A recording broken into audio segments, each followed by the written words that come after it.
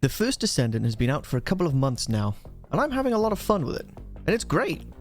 But with Season 2 now calling our names, do you think there's enough content to keep us coming back? I think we should talk about that, because, well, what is content in this game? Well, it's this. Target confirmed. Ready to fire.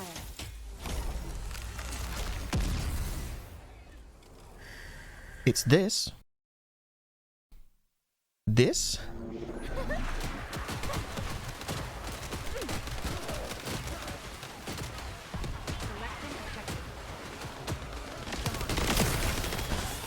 And that.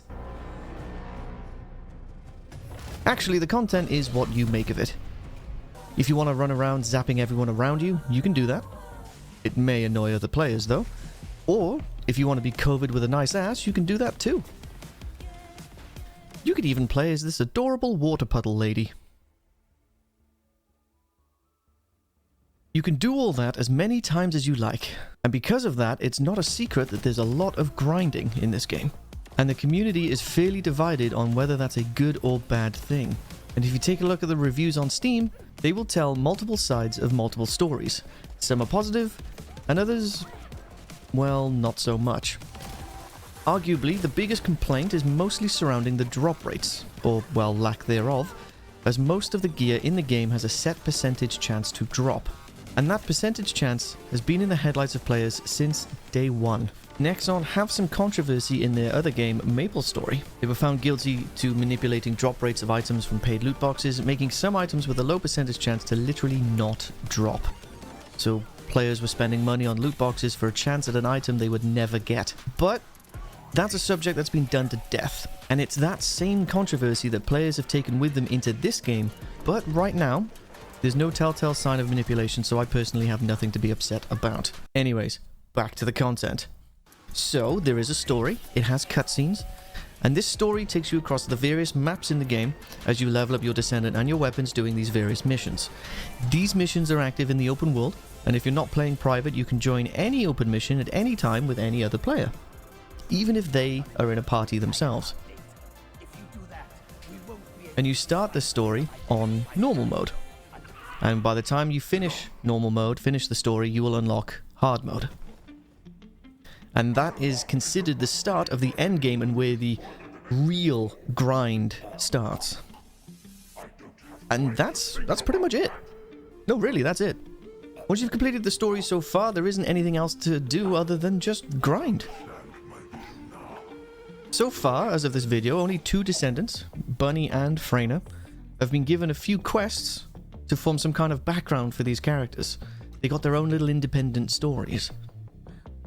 Bunny is upset and confused about the disappearance of her parents, and why everyone keeps giving her bunny rabbit themed gifts when she very clearly likes teddy bears. I didn't like rabbit dolls, so a teddy bear. And Freyna, who lost a loved one to the toxic Vulgus, and is forced to confront her PTSD. What are you doing? Hurry!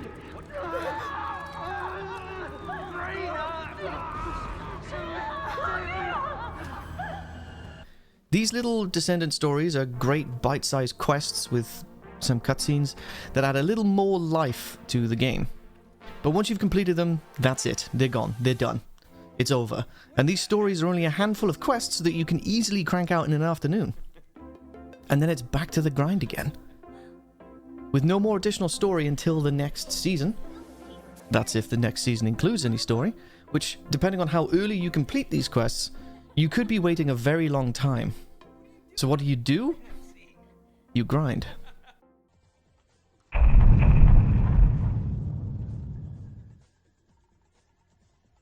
Remember how I pointed out the different kinds of content that you can do? You've got weapons, Descendants, dungeons, bosses, modules, and even components. Once you finish the story on normal mode, you unlock hard mode. It's the same missions, but there's more enemies and they're, well, harder to deal with. And it's where building up your Descendant and weapons come into play. The modules you put on them greatly determine how your Descendant plays. And it can really be make or break if you've got the wrong mod installed.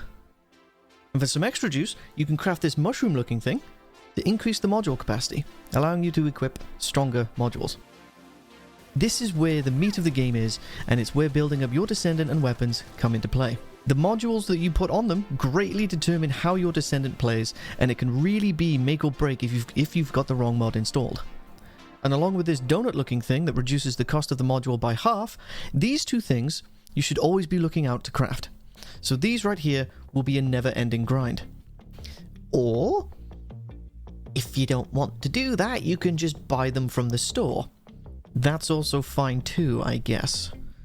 Which, in my opinion, is a bit counterproductive, because you can buy the Descendants, or you can buy the donuts and the mushrooms, and if you do, then you are effectively cutting out a lot of that content. Yeah, you're reducing the time you spend grinding, but the double edge of it is you're also reducing how much content you get to experience. Many players during the early days of the game bought the Descendants instead of trying to grind for them, and then naturally complained that there was nothing to do in the endgame. If you prefer to grind for a Descendant you're interested in, and you're already at the endgame, you can do this. Be gone. To get yourself some of these. And then you take these, and you do this. Or this.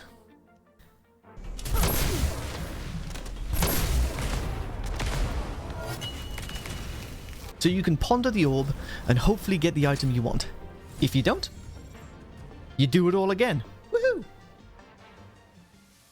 But what if you got the Descendants already? Then you do the same for the weapons. Each weapon has a unique ability that can be leveled up to 4 times to make it even stronger. To level up the weapon, you need to craft another one. So one weapon needs to be crafted 5 times to max out its unique ability. If you like grinding for stuff, you'll probably like this game.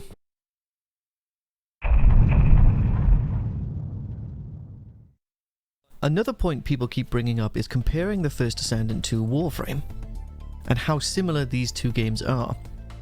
Many players complain that there's nothing to do, that there's no content, it's boring, Warframe is better, Warframe has better content, better modules, better story. The first Descendant should copy this, do that, XYZ, you get the idea. Warframe though has a decade of content, a decade of story, missions, modules, weapons, frames, they've got the works. The first Descendant has barely got 6 months. So there's obviously a clear winner here if you're going to pick a side. Something apples and oranges, you get the idea. But they both fit well within the same genre, and they offer a similar yet very different approach. So pick your poison, because if you're familiar with either one, then either one may feel like a breath of fresh air to you, and maybe a nice change of pace.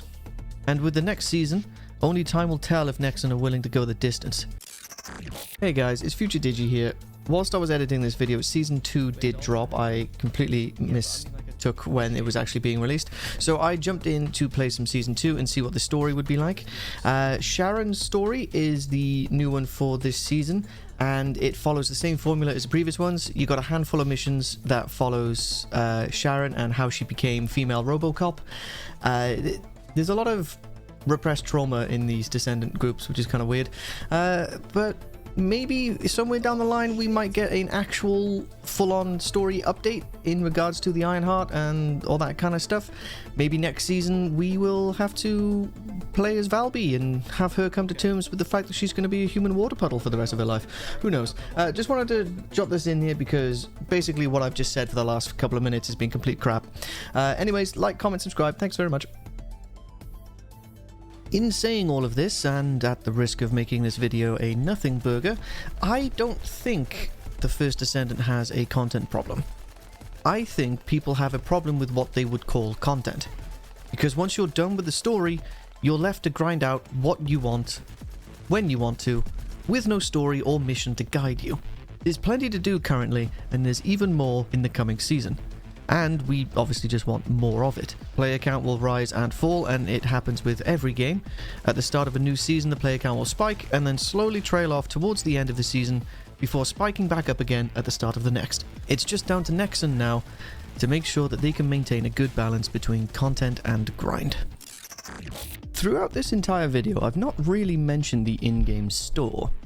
Because if you like a game where you have a lot to do, and the freedom to do it at your own pace, then you don't really need to visit the store. Yeah, you can buy boosters to speed up leveling your Descendants and your weapons, and you can purchase the donuts and mushrooms, like I mentioned earlier, but they're not really needed.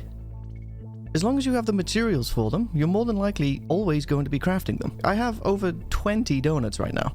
And that's just from gathering materials just through playing. Regardless of what you do, you're always gathering materials for something, even when you're specifically grinding for something else. Thank you, phone. There's also Descendant skins that are available in the store if any of them tickle your fancy. I mean, if you've seen them, why wouldn't they? Other than that, I'm not sure how to end this video. So, drop a like if you liked it. Leave a comment if you want to. Let me know what you think. I've not really done a video like this before, so I know I can do better, but I know that comes from experience. There should be another video on screen right now for you to watch. Maybe that might be a bit more interesting and more your speed. I'm trying to reach monetization. I know that's a ways away, so every little bit helps, I guess. See you next time.